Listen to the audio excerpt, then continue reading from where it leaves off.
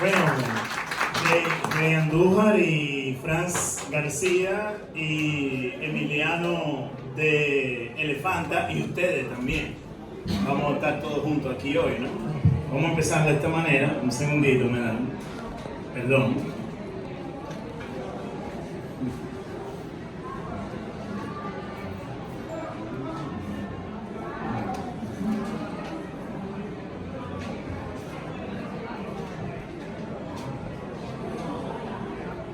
Y tal conspiración hubo que para seguir el ritmo y el flujo dije que iba a escribir una oda a este barrio, al momento, a mi huida.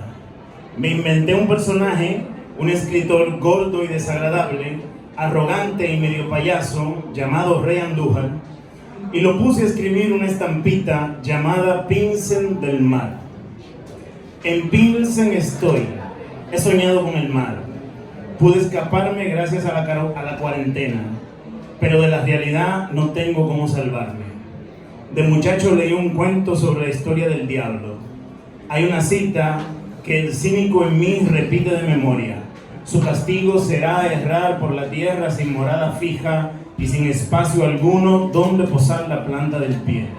Estoy en Pilsen, anoche he soñado con el mar.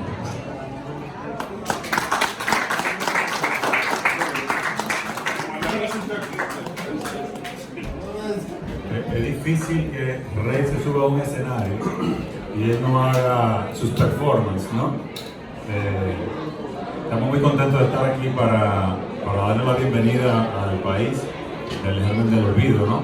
En la última novela de Rey Andújar, en la que tenemos que conversar, y nada mejor que el autor, la casa editorial, el mejor amigo que sale en es un personaje, porque es un personaje en la vida real ese señor, pero eso podemos hablar en otro lugar y en otros contextos y con otros aditivos y el extraño.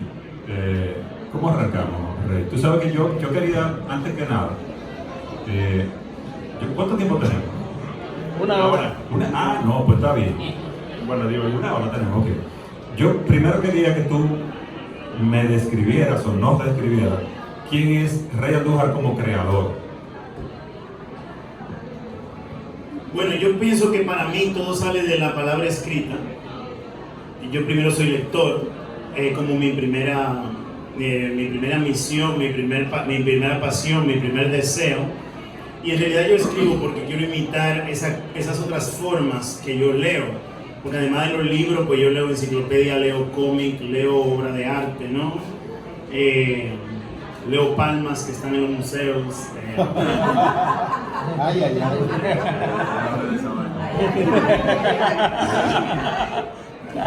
Bueno, leo, Leo y quizás, si tú me preguntas, pues Rey es eso, ¿no? Primero un lector. Ya después, pues me puse a imitar esas formas. Eso lo aprendí con Julia Álvarez, o le di forma con Julia Álvarez, que ella decía, leía tanto que después quise imitar esas cosas que leía. De ahí es que yo nazco. Soy primeramente narrador. La poesía que yo hago es solamente un recurso estético, que como le leí ahora, ¿no? Forma parte de los libros que se hacen, porque los personajes usan esa poesía y está ahí. Y también las otras formas, ¿no? El performance, el cine y todo lo demás, pero todo sale de ese germen de la palabra escrita, ¿no? De cómo yo la leo. Entonces, si yo me fuera a definir quién es Rey el creador, pues sí, es un hombre es una persona que se alimenta de la palabra escrita. ¿Qué tal? ¿Cómo estás? Bueno, muchas gracias por estar aquí. La verdad me da muchísimo gusto presentar la novela de Rey aquí en familia, con toda su gente querida y a lo mejor alguna víctima que está aquí por otra razón también. A mí me gusta mucho esta novela porque es como una especie de matrushka, como de estas muñequitas rusas que vas como quitando y encontrando y no sabes cuándo se va a acabar. Y es también una novela, diría yo, como acto potencia, en la que en cada capa de esta matrushka es el acto y que te lleva a la potencia, pero que no termina de cerrar porque entras a esta nueva matrushka, así, ¿no? Entonces, y eso es el germen es como el acto, potencia de algo, de una fatalidad, de un cambio, de lo que sea, ¿no?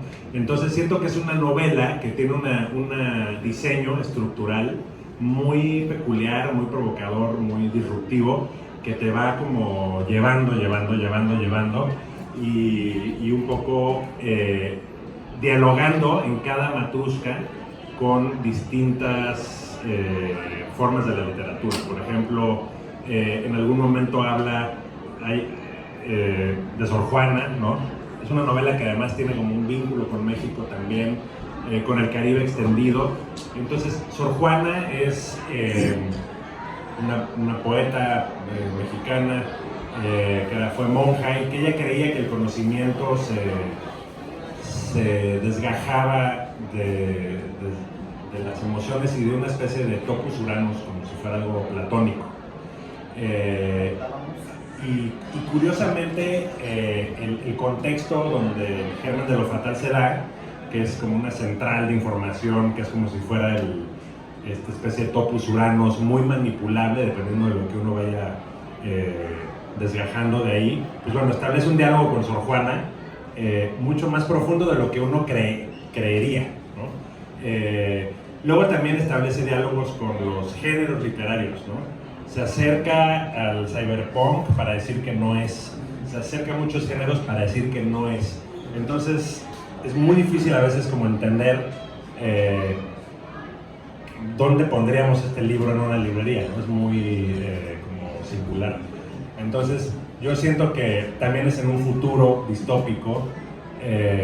Entonces bueno, no sé, yo te preguntaría, Rey, ¿qué intentaste hacer con esto? Cuéntanos algo del germen.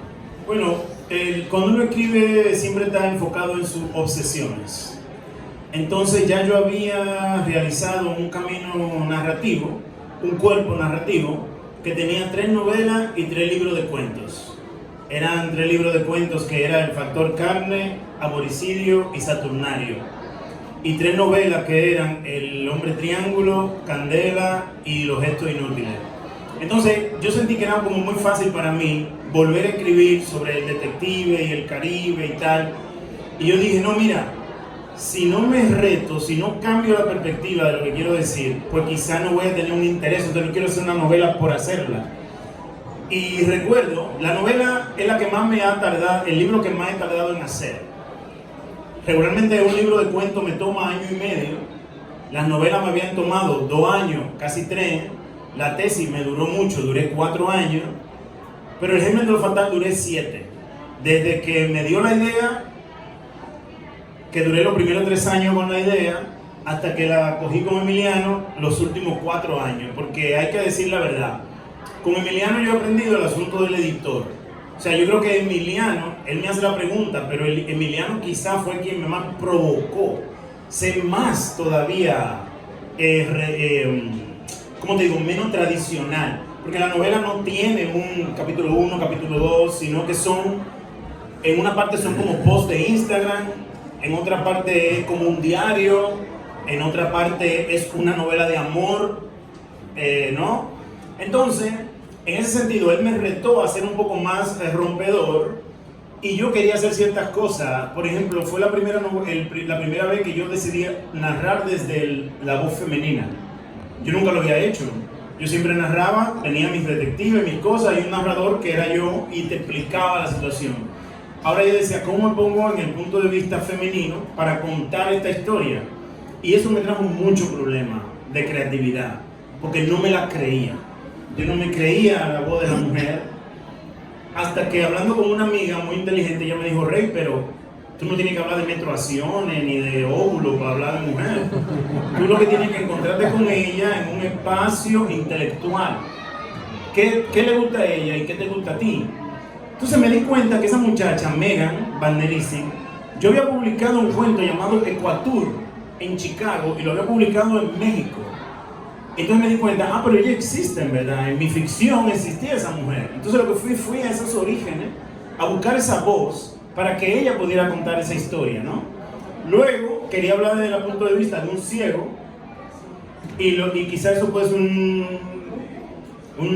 una lección para todos hoy.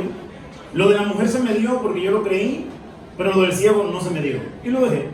Entonces lo que hice fue que hice que el ciego fuera el papá de la muchacha, y como esa era la voz que yo manejaba bien, dejé que ella contara la historia del ciego para yo no tener que joder con el ciego, porque incluso le hice una entrevista a un ciego y me di cuenta que eso no va a resultar. Entonces, a un ciego escritor. Ya sabemos quién es. O un escritor ciego. Oh, exacto. Sí. Entonces, en ese sentido, pues, para mí como escritor es una celebración, honestamente, se lo tengo que decir. Que fue un proyecto en el que yo creí, que apareció un editor que creyó en el proyecto, porque es una locura, ¿no? Como vuelvo y te digo, no tiene una estructura, es una novela futurista, básicamente, en el sentido de que es un futuro distópico, pero no te podemos decir si es Santo Domingo en 100 años, en 200 o en 500.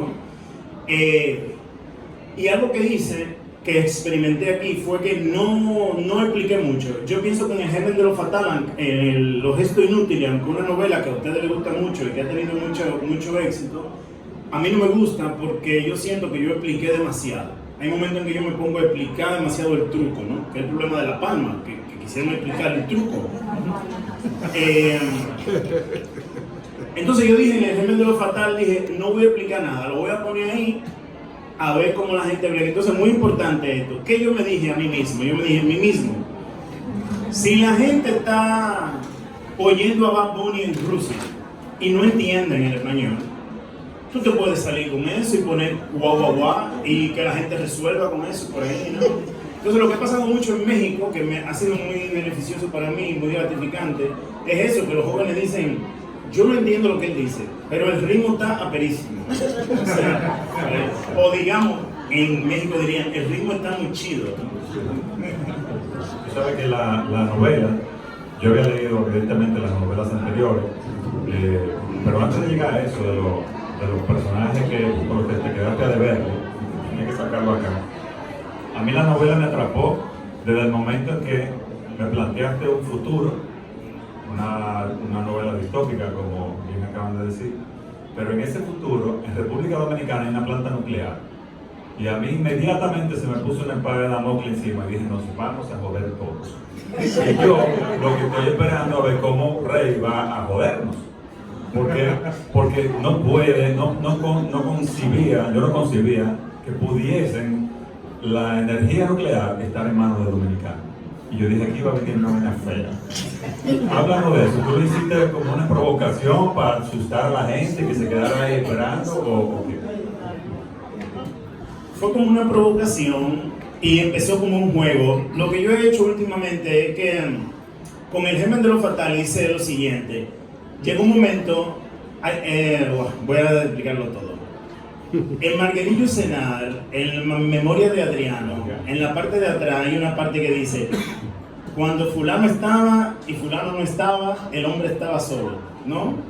Entonces pasó un momento en que ya yo había publicado las novelas, los libros que les dije, había hecho la película Candela, había hecho 2 obras de teatro y no arrancaba la fuerza mía que es escribir historia. No arrancaba, no me salía nada. Y Kiani Antigua me pidió un cuento para una revista. Entonces ahí es que yo me pongo a experimentar y digo, tengo esta idea de lo nuclear, déjame ver cómo yo la puedo insertar ahí. Y empieza con una imagen, señores, no era ni siquiera una idea ni tenía palabra. Yo lo que me imaginaba era que en el sótano del Faro a Colón había un reactor nuclear. Ya. Esa era la idea. Y ahí yo me puse a jugar un poco, y cuando Kiani me propone escribir un cuento, yo me pongo a oír un disco que se llama The Shape of the Jazz to Come, que es el muchacho que toca saxofón, que tenía un saxofón de PVC, de plástico, Ornette Coleman. Entonces nosotros siempre hemos oído a John Coltrane, a Miles Davis, a Mingus, al otro, pero Ornette Coleman era como el más joven de eso y sí revolucionó el jazz, porque yo me acuerdo de Wilfrido Vargas hablando de Ornette Coleman. Y cuando yo escuché Ornette Coleman, me quedé ese disco, The Shape of the Jazz to Come. Yo hice un cuento que se llamaba Formas del beso que vendrá. Y era un muchacho que venía de la Universidad de Chicago con una beca de la Fundación Pinochet a investigar aquí en ese reactor nuclear que estaba en el Faro a Colón. ¿Qué es lo que pasa? Como el reactor nuclear es obsoleto porque no tiene un motivo bélico, lo que se hace con ese reactor nuclear es crear un centro de contrainteligencia. Entonces, si tú eres un cabeza caliente y yo te mato, yo en vez nada más de enterrarte, también cojo tu cerebro y ese cerebro lo guardo en el reactor y alimento esa data, esos algoritmos con ese cerebro tuyo, y así veo dónde están tus amiguitos, dónde están nosotros, la otra subversión, y acabo con la subversión, ¿no? Y por ahí fue la cara de la gente, la cara de ustedes es un poema. Pero es así, fue así, esa fue la idea. Yo imaginaba los cerebros como, mándame el cerebro de fulano, entonces lo veía como subiendo en un elevador de cristal y tal. Y hice ese cuento y le gustó a la gente y lo traducimos, fue traducido al inglés, fue traducido al italiano, fue traducido al alemán. Y cada vez que me pedían un cuento por una revista, yo mandaba el mismo cuento, le cambiaba el título, le cambiaba una cosita. Y cobrabas. Y cobraba, sí. Entonces se llamaba Formas del beso que vendrá, Formas de la narrativa que vendrá, Formas del poema que vendrá. Y ahí se iba, ¿no? Entonces de ahí es que nace esa idea que con el tiempo se fue desarrollando de cómo esto podía ir creciendo. Y para que ustedes tengan una idea, el algoritmo es el siguiente. Para que ustedes sepan, por si van porque hay otro reactor, está en la Armada Dominicana, en Sanssouci, en la Marina de Guerra, y otro también. Entonces la idea es la siguiente. Ustedes tienen que coger 30 años de historia, pero no de los 30 años más recientes, sino que tienen que saltar 30 años. ¿Me entienden? Entonces cogen 30 años de historia, se lo meten a la computadora, y la computadora del reactor nuclear le va a dar a ustedes 3 semanas de social media de las que vienen, del futuro. Finalizo con esto diciéndole lo siguiente. Esto no es nuevo ni me lo inventé yo. Esto nace de que yo estaba viendo un documental de Adam Curtis, que es un documentalista de la BBC, espectacular, se lo recomiendo, está todo en YouTube, ¿no? Hay una teoría que se llama hypernormalization. No sé si ustedes han oído a Gilles Lipovetsky, que tiene una teoría de hiperconsumismo, ¿no?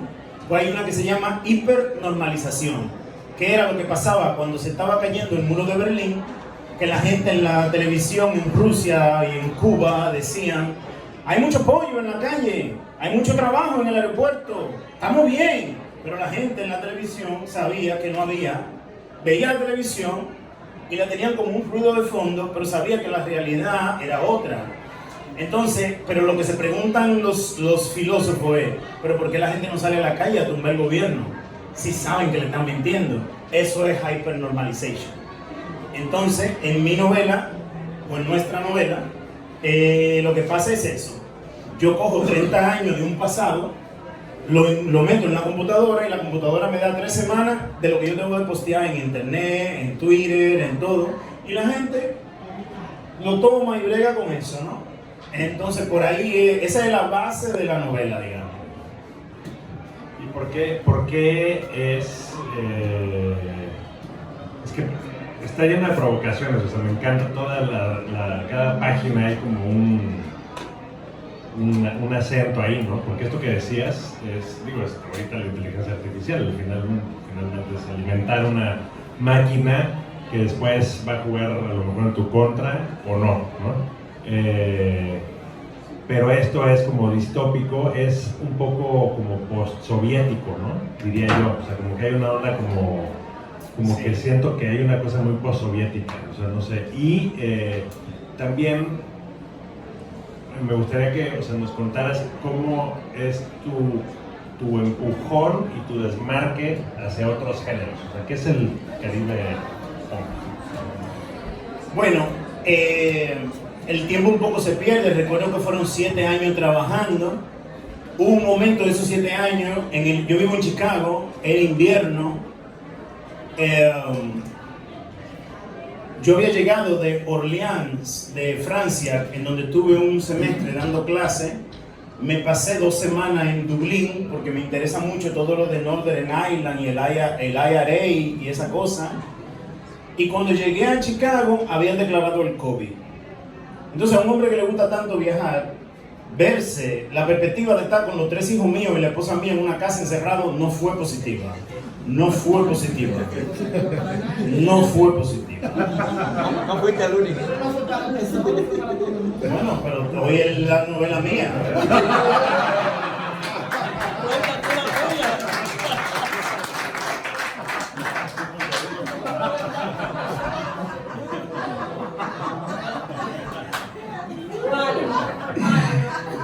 Entonces yo me compré una caminadora. En Chicago los inviernos son muy duros, pero yo me puse esa disciplina estoica de que yo me levantaba a las 4:30 de la mañana con ese frío, ¿no? Pero me iba al garaje. Entonces el garaje en mi casa se hizo como mi espacio para sacarle los pies a la familia mía. Y yo me ponía en la caminadora y ponía la novela de William Gibson, la de Cyberpunk, Neuromancer. Entonces yo me ponía a oír Neuromancer y hacer ejercicio en el garaje y escribir y todo eso. ¿Perdón? ¿Tú tenías un mini gimnasio? Sí, la biblioteca también y todo, en el garaje. Y una nevera también. Mudado. Pero lo que pasa era que hacía mucho frío. Entonces me sentía como imagínense ustedes, como yo me hice mi historia de que yo estaba metido en una vaina, en un laboratorio. Y me puse a pensar en el Cyberpunk y en William Gibson. Entonces eso fue como el 2.º año del proceso. Imagínense que al 4.º año yo empiezo a ver los documentales de Adam Curtis. Y Adam Curtis en Hypernormalization tiene todo un capítulo de William Gibson y de la película de Matrix. Y de cómo esa supuesta realidad nos afectaba a nosotros. Entonces, ya yo había tenido algunos encuentros con la escritura de ciencia ficción en la República Dominicana. Yo había ayudado a editar una novela de Joan Mijaíl, y que tenía unas transmutaciones, lo de Rita que tenía, pero yo me quería alejar de lo de la santería y quería irme directamente a lo técnico y lo químico, ¿no? Quería adornar eso que yo ya había hecho, esas transmutaciones santeras, con algo totalmente nuclear, que es lo que a mí me interesa de la ciencia ficción, ¿verdad? Lo atómico y lo nuclear es lo que me interesa a mí. Y de ahí entonces es que yo saco, ¿no?, ese universo del Caribe Punk. De que por qué, y se lo adelanto ahora, estas novelas son en realidad 3 novelas. Lo que pasa era que yo no me atrevía todavía a las otras 2 porque estaba como tentando un terreno. Pero todo esto nace, señores, también de la crisis de los misiles de Cuba. La idea es que en esa crisis de los misiles de Cuba, cuando los misiles supuestamente se van a Turquía, se queda una ojiva nuclear en Cuba. Y es un hijo de Camaño en el 84 que trata de robársela, y en ese trayecto de tratar de robársela, explota. Y los Estados Unidos tienen un sistema de ectoplasma, que eso sí yo lo explico aquí, que si ven alguna actividad nuclear en el Caribe, desde la Florida hasta Texas se hace una barrera. Entonces básicamente lo que usted va a tener en el Caribe es un ricochet nuclear, que Ritindiana lo trabaja un poco en la mucama de Omniculé, pero en mi caso es totalmente una amalgama nuclear en el Golfo de México, que le quita al Caribe un poco de esa cosa turística. Voy a cerrar esta parte diciendo lo siguiente, que uno se da cuenta cuando uno está en este tipo de conversaciones. Desde hace mucho tiempo se ha dicho que la literatura de nosotros, mía, Fran Báez, Ritindiana, pero más, ¿sabes? Ritindiana, Fran Báez, qué sé yo, negaba ese estilo de postalita del Caribe, de postal turística del Caribe, ¿no? Como que te enseñaba la otra parte de que no es turística. Yo pienso que con este tipo de escritura distópica, de tragedia y tal, definitivamente tú niegas que el Caribe sea en el futuro un sitio solamente de resort y todo incluido, y se vuelve un espacio de la ruina, ¿no? y de la necesidad, digamos. Sabes que a mí siempre me viven diciendo que los escritores acá tienen que reflejar el Caribe para sentirse como, no, pero no reflejar el Caribe de sol y playa, ¿no? Sino tener una literatura de Caribe para funcionar casi como un bloque que tenga identidad. Al menos eso me dicen los editores, y eso siento de ellos. Ese Caribe que tú enseñas ahí, bien tú haces referencia a Rita, a Fran y a ese sentimiento de darle la espalda al sol, playa y piña colada que se entiende por el Caribe, ¿no? Y me hace mucho sentido lo sórdida de la sensación de la novela, la soledad que se siente en la novela, y lo sórdido del ambiente, ¿no? Y la nostalgia que uno ve en esas consolas que manejaban los personajes casi a manera de computadora moderna, pero que son antiguas.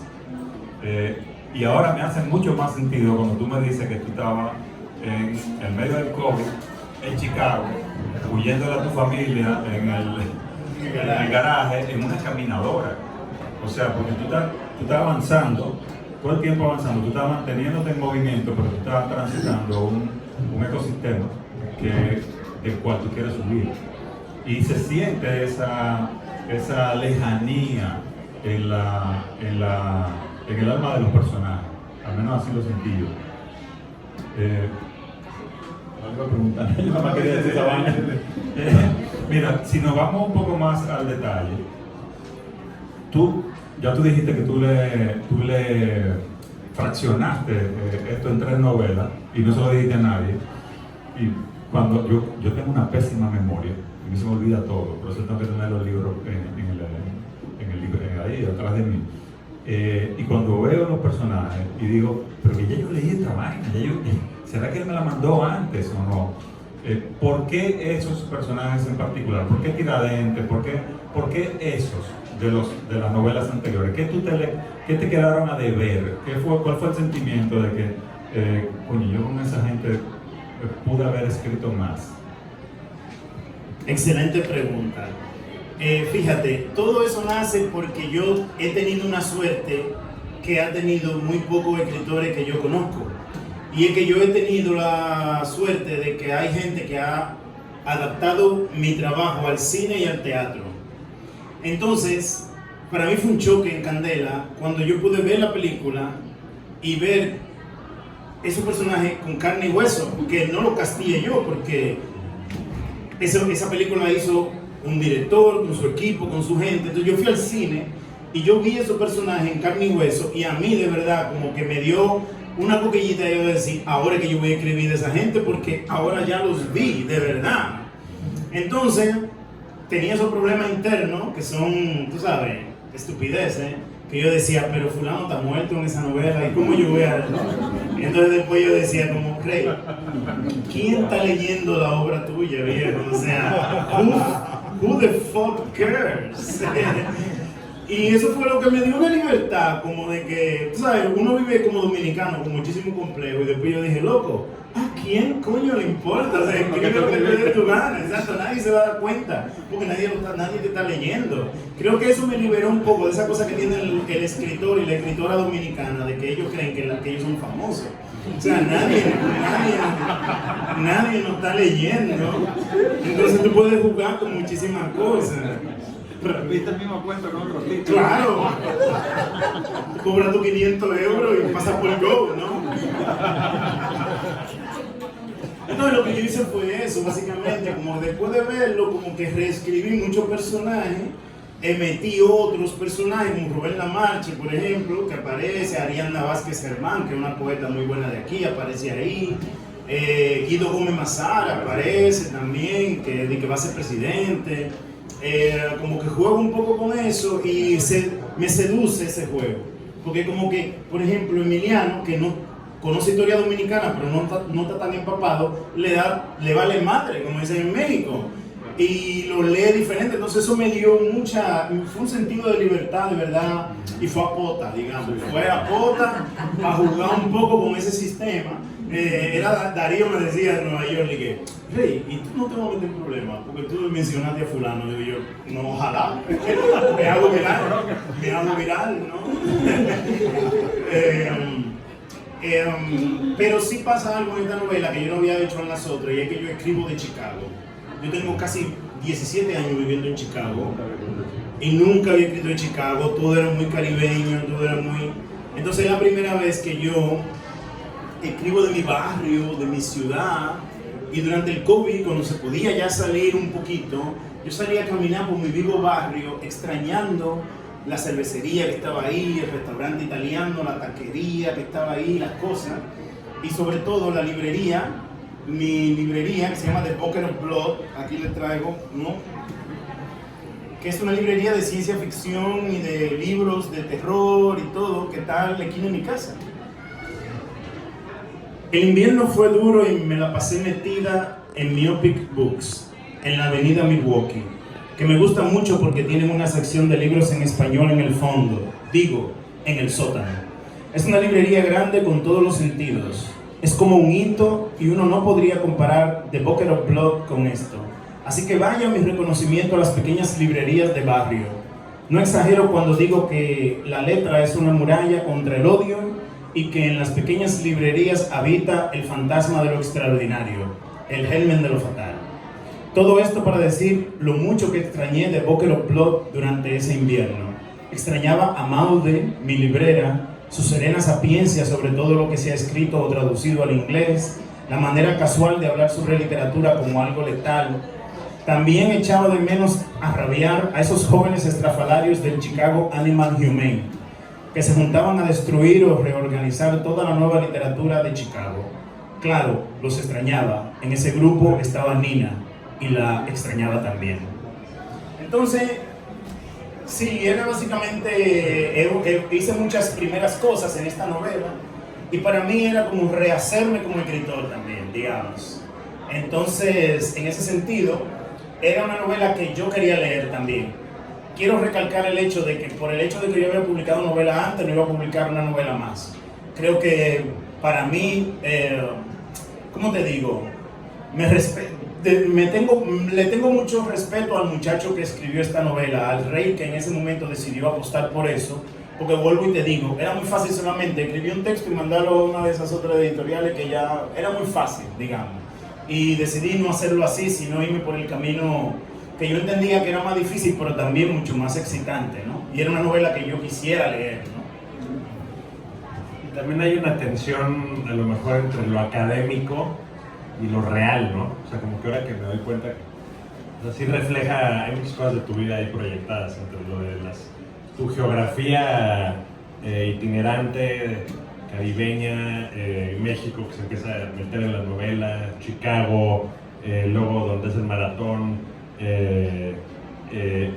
y luego la academia, la investigación, pero la investigación real, la vocación, porque como que hay una especie de defensa de la vocación, porque el investigador que está en una misión al final sucumbe ante su vocación, que es muy literaria, ¿no? Bueno, no sé, o sea, siento que es una novela que es muy corta. Ray tiene un muy buen oficio de escritura, o sea, se va muy rápido, tiene mucho ritmo, o algo. Eso que dices de algoritmo es... Bueno, me corrigieron los otros días que era algoritmo, okay. Pero a mí me gusta decir algoritmo. Me encanta, no quería saber. Porque hay algún ritmo ahí, ¿no? Mira, y hablando de eso del ritmo, que lo mencionaron ahorita, cuando tú metes términos y frases y pedazos de conversación como guay, no sé qué, que muchas veces los autores dicen, coño, que no me van a entender fuera.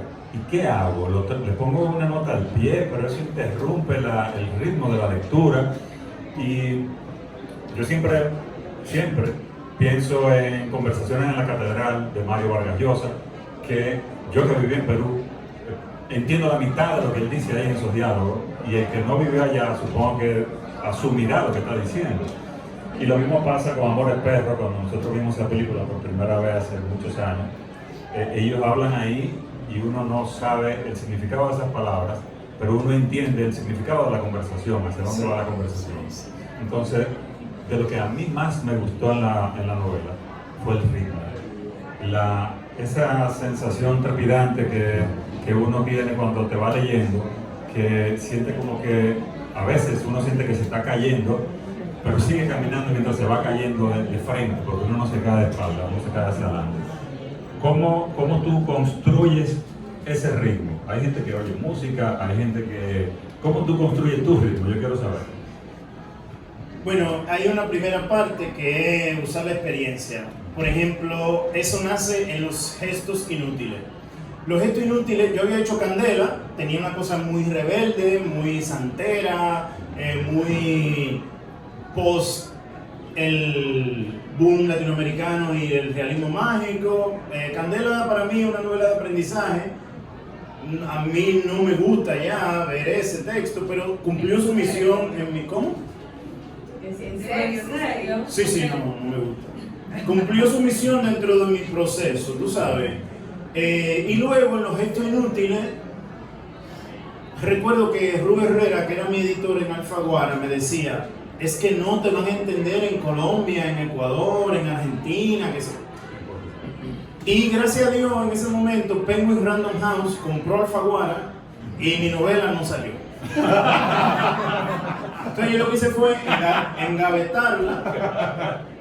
engavetarla, escribí la tesis y con el impulso de la tesis yo cogí la novela de nuevo y con ese conocimiento un año y medio después, y cuando le metí mano, pero en los gestos inútiles hay un problema muy paternalista en donde yo quiero hablar de Juan Bosch, y quiero hablar de Balaguer, y quiero hablar... Entonces, eso me gusta menos que Candela todavía. Pero me dio una lección de humildad, porque yo, cuando no encontré editorial que quisiera publicarla, la mandé a un concurso en Cuba, el premio Alma de narrativa, el premio Alma de novela, que era un premio que ya yo estaba mirando desde hace unos años. Y de verdad para mí, se lo digo con mi hija, poniendo a dormir a mi hija un febrero, que esa novela yo la escribí con la niña en los brazos y con otra mano así, que me llamaran de Cuba para decirme, mi hermano, usted se acaba de ganar ese premio de novela y se acaba de ganar $15,000. Para mí fue como cachín, como coño. Y aparte de eso,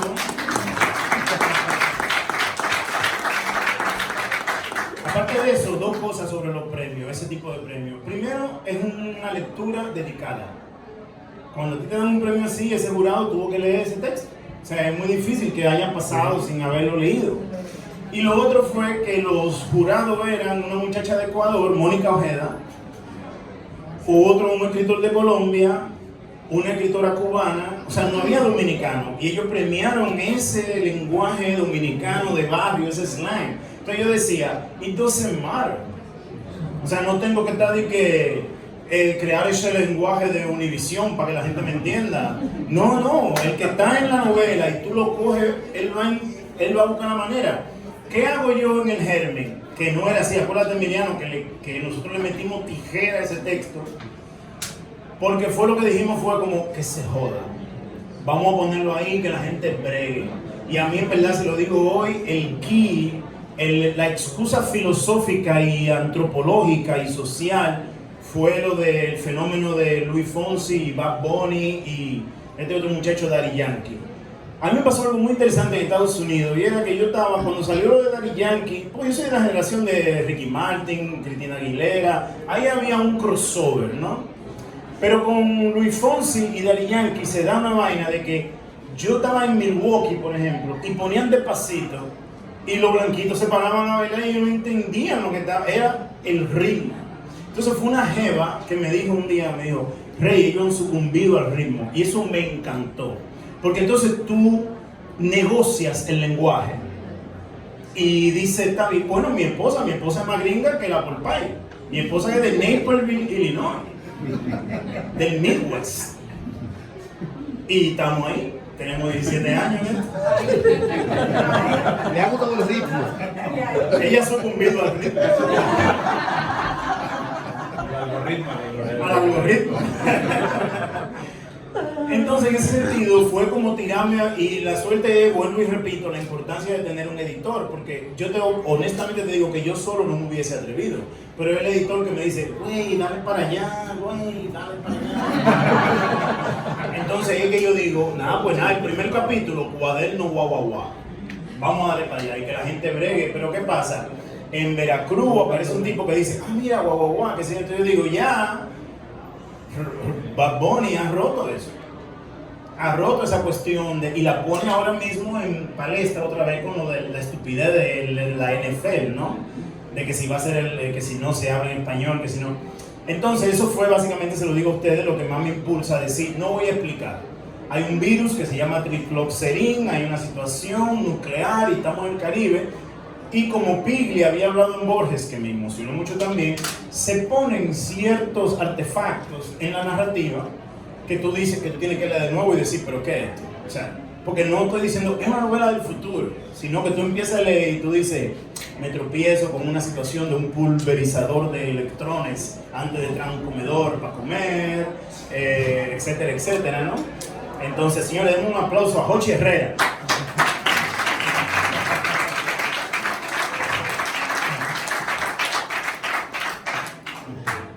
Buen amigo y escritor dominicano. Señor, tenemos 5 minutos. ¿Ustedes quieren decir algo? Sí, Joan. En lo de Guau Guau Guau, la de Yankee o Bad Bunny lo hacen global, pero que en Beca es Roche, ¿verdad? Exacto, claro, y está aquí. O sea, esa cosa está aquí. Es muy dominicana la novela, pero también tiene esa comunicación internacional, porque quien viene, básicamente la trama es que hay un apagón y la mitad de esos archivos que guardan esa supercomputadora de los reactores nucleares del Faro Colón y de la Armada se borran. Entonces llaman académicos y especialistas de todo el mundo para que vengan a arreglar eso, a restaurar esas células, y uno de ellos es un dominicano. Y ahí entonces es que le damos para adelante a la novela. Emil. ¿Quién es Nelson Malena. ¿En la vida real o en la novela? En las dos. Pues en la vida real era una persona que yo creía que era mi papá, pero después me di cuenta de que no era mi papá. Era un teniente de la Marina de hace unos años. Pero yo quería hacer un pequeño homenaje, porque durante los 4 años de la historia que era supuestamente mi papá, él se portó como mi papá. Después se dio cuenta de que no era. Entonces, la novela es un escritor ciego, se queda ciego. Él va bajando, está andando unas muñecas y una bicicleta aquí en la casa de Balaguer, y cuando en el 84, cuando pasa la debacle nuclear, esa luz a él le da en la cara y él se queda ciego. Entonces empieza a escribir, y ese escritor ciego del Caribe se vuelve famoso en México, y ahí es que entra México en la novela, ¿no? Él va a Costa Rica, pero se detiene en México a buscar unos libros y se pierde. Entonces Megan, que cuenta la novela, es su hija. Y todo el mundo anda detrás de Megan para que hable de su papá, pero ella no quiere hablar de eso porque ella dice, yo soy escritora, y si me pongo a hablar de él, entonces pierdo, ¿no?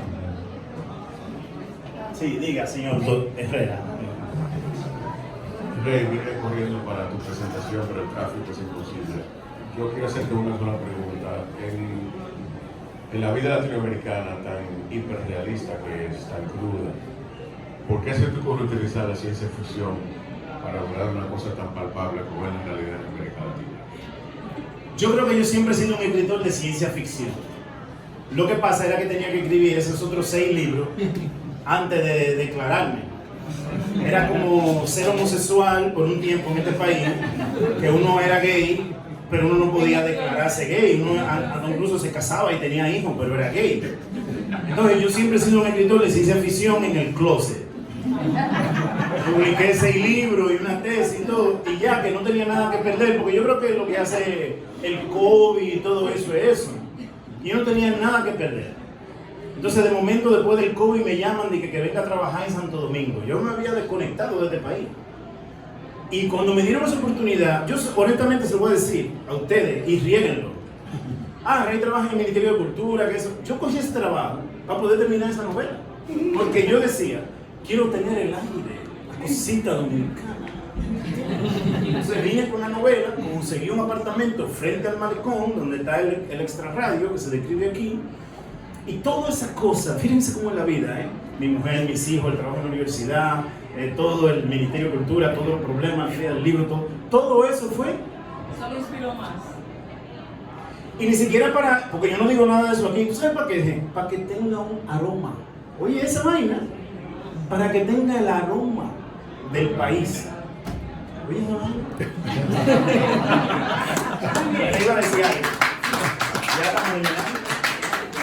Lo mío no es una pregunta, simplemente quería comentar que lo conocí apenas en la feria del 23 y que lo que me atrapó fue precisamente que usa un lenguaje sin pretensiones ninguna y es como muy aplatanado todo y eso me llevó a uno al otro y ahí vengo por mi sexto libro, que le agradezco.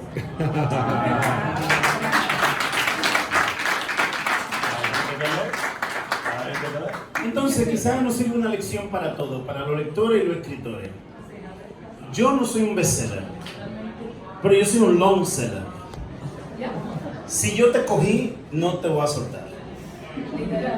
Este tipo. Pero hay una literatura, bueno, y me pasa a mí, porque aquí está Fran García y está Infante que está ahí atrás. Entonces son escritores que tú, como yo digo que el ejercicio de la lectura te premia. Porque tú coges el libro, este no me gusta, Baldacci, coge el hombre que quiere hacerse rico, lo coge.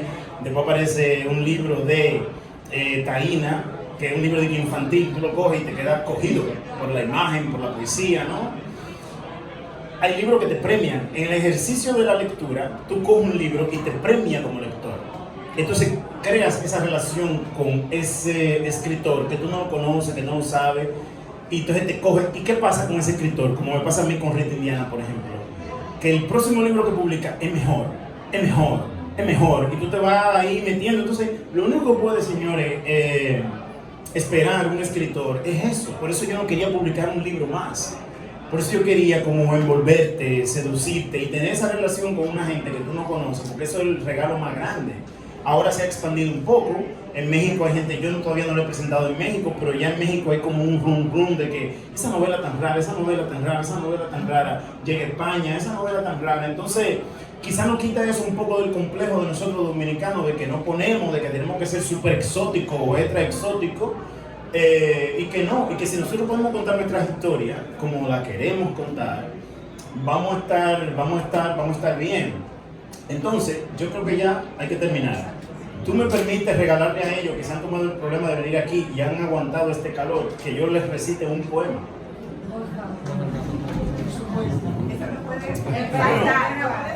Fíjense, a mí la poesía que digo que la uso como un recurso estético, me gusta recitar mucho y mi flow de narrativa está atado a 3 pilotes: Federico García Lorca, Lezama Lima y Aida Cartagena Portalatina. Hoy yo le voy a recitar un poema de Federico García Lorca. Verde que te quiero. Está bien, te lo voy a dedicar a ti. No era ese, pero no. Tú sabes, está en eso, para que te lleve ese recuerdo. Y dice, verde que te quiero verde viento, verdes ramas, el barco sobre la mar y el caballo en la montaña. Con la sombra en la cintura, ella sueña en su baranda. Verde carne, pelo verde, con ojos de fría plata, verde que te quiero verde, bajo la luna gitana, las cosas la están mirando y ella no puede mirarlas. Verde que te quiero verde, grandes estrellas de escarcha vienen con el pez de sombra que abre el camino del alba. La higuera frota su viento con la rija de sus ramas y el monte, gato garduño, eriza sus pitas agrias. Pero ¿quién vendrá y por dónde? Ella sigue en su baranda, verde carne, pelo verde, soñando en la mar amarga. Compadre, quiero cambiar mi caballo por su casa, mi montura por su espejo, mi cuchillo por su manta. Compadre, vengo sangrando desde los puertos de Cabra. Si yo pudiera, mocito, ese trato se cerraba, pero yo ya no soy yo. ni mi casa es ya mi casa. Dejadme subir, dejadme hasta las altas barandas, barandales de la luna, por donde retumba el agua. Ya suben los dos compadres hasta las altas barandas, dejando un rastro de sangre, dejando un rastro de lágrimas. Temblaban en los tejados farolillos de hojalata, 1000 panderos de cristal herían la madrugada. Verde que te quiero verde, verde viento, verdes ramas. Los dos compadres subieron. El largo viento dejaba en la boca un largo gusto de miel, de menta y de albahaca. Compadre, ¿dónde está? Dime, ¿dónde está tu niña amarga? ¿Cuántas veces te esperó?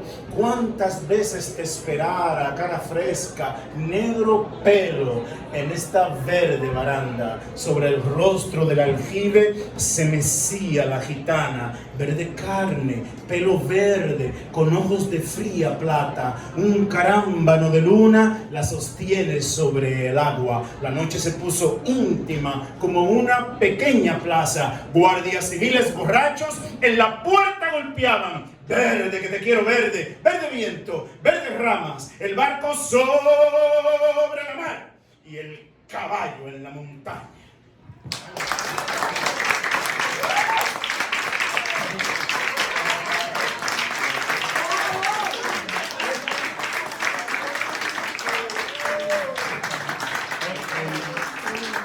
El libro de Rey lo tenemos a la venta aquí.